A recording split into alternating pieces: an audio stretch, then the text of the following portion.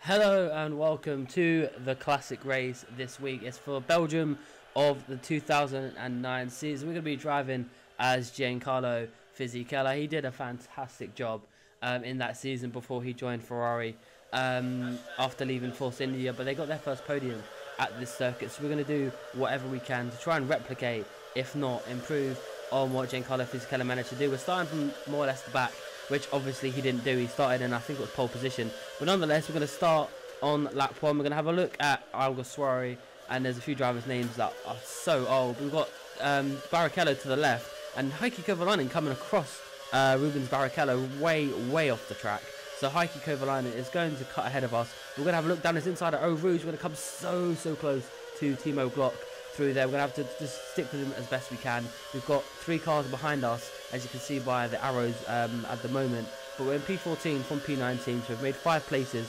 We're going to have a look and see what we can do with Timo Glock, because we've got Heikki Kovalainen to our left, who's going to go into the back of Timo Glock, possibly giving him a puncture, which could also put Heikki Kovalainen out of this race. So not a very good start, if anything, if that is his race, and that was absolutely abysmal.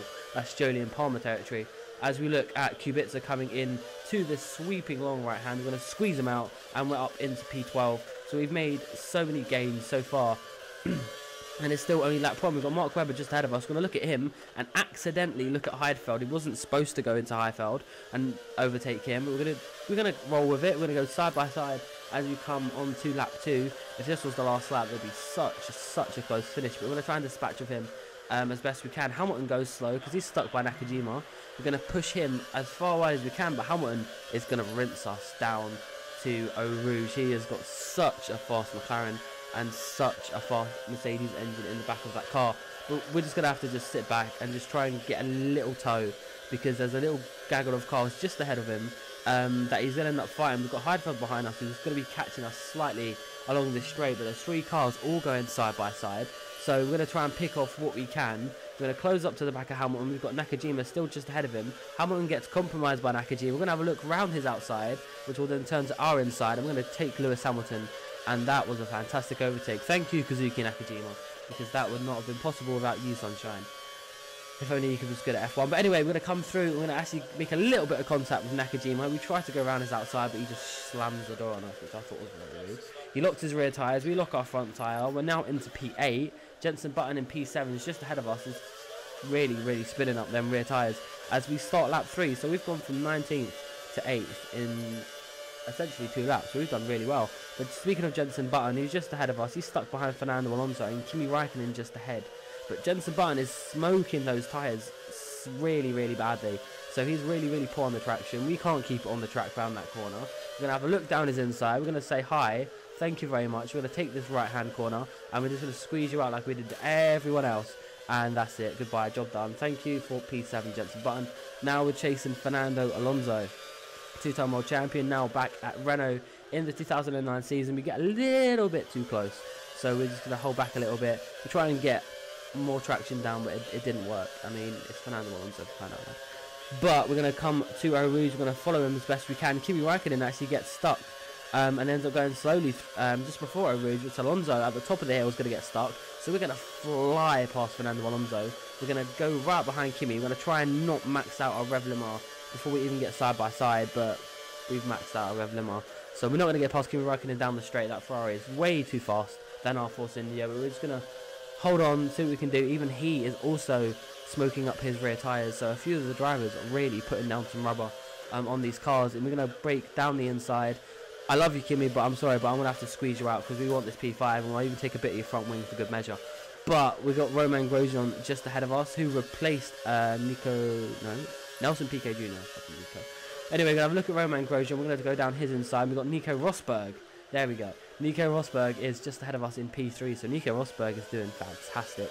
We're only about to start lap 5, and we're actually almost in a podium position. So this is a fantastic job from us. We're doing Giancarlo Fisichella proud, I think. We're doing exactly what he'd have wanted.